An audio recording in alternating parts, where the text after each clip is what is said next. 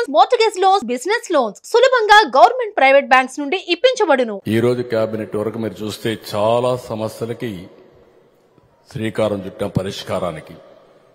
దీపావళికి వీలైతే అది కూడా వీలైతే కాదు కంపల్సరీగా ఇద్దాం.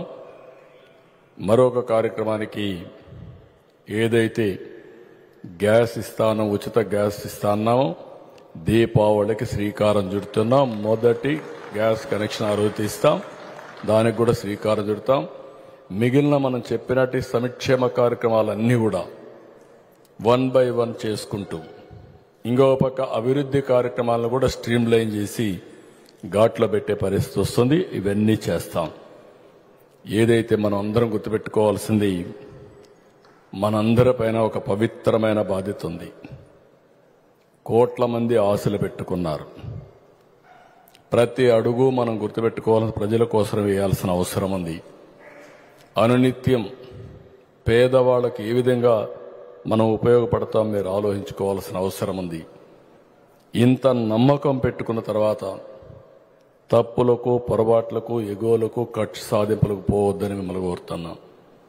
ఒకవేళ కక్ష సాధింపు చేయాలంటే నేనే చేయాలా మొదటి వ్యక్తిని, కానీ నా ఉద్దేశం అది కాదు. కానీ అదే మరి చెప్తున్నా, తప్పులు చేసిన వాడిని మాత్రం వదిలిపెట్టే సమస్య లేదు. చట్ట ప్రకారం ఎవరైనా శిక్షించాలో ఆ శిక్ష జరుగుతుంది. కానీ చట్టాన్ని మన చేతలోకి తీసుకోవాలన్న ఆలోచన మనకొద్దు. ఈ విషయం కూడా మిమ్మల్ని అందరినీ కోరుతున్నా. రెండోది, ఎన్నికల ముందు ఈ 100 డేస్లో మీరు చూపించిన సమన్వయం అమోఘం. ఈ సమన్వయం ఇంకా మెరుగుపరుచుకొని మనం ముందుకు పోవాల్సిన అవసరం ఉంది. ఇక్కడ డిఫరెంట్ పొలిటికల్ పార్టీస్ ఎమ్మెల్యేలు ఉన్నాం. అదే సమయంలో మిగిలిన రాజకీయ పార్టీలు అక్కడ సహకరించాయి. తెలుగుదేశం ఉంటే బీజేపీ, జనసేన సహకరించారు. జనసేన ఉంటే బీజేపీ, తెలుగుదేశం సహకరించారు. బీజేపీ ఉంటే జనసేన, తెలుగుదేశం సహకరించారు.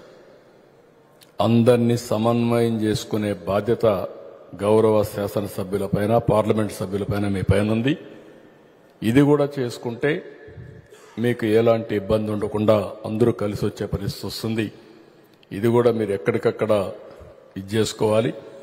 మేము ఏ విధంగా అయితే రాష్ట్రంలో ఆలోచిస్తున్నామో అదేవిధంగా మీరు కూడా నియోజకవర్గాలు ఆలోచించి దీన్ని ముందు తీసుకుపోవాల్సిన అవసరం ఉందని చెప్పి కూడా నేను మీకు తెలియజేస్తున్నా.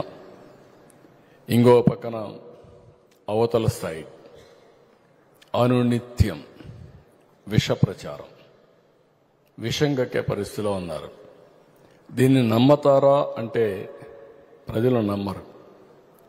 కానీ ఏ మాత్రం కూడా మనం అశ్రద్ధ చేసి వాళ్ళు ఏం చెప్పినా పర్వాలేదు, మేమేం మాట్లాడమంటే మాత్రం కరెక్ట్ కాదు.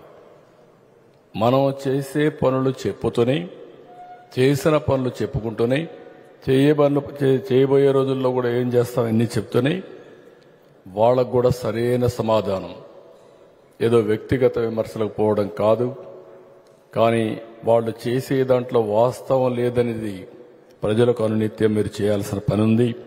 అది కూడా చేస్తారని చెప్పి నేను మిమ్మల్ని కోరుకుంటున్నా. సుమన్ టీవీలో మీ పర్సనల్ అండ్ బిజినెస్ ప్రమోషన్స్ కోసం కింది నెంబర్కి కాంటాక్ట్ చేయండి.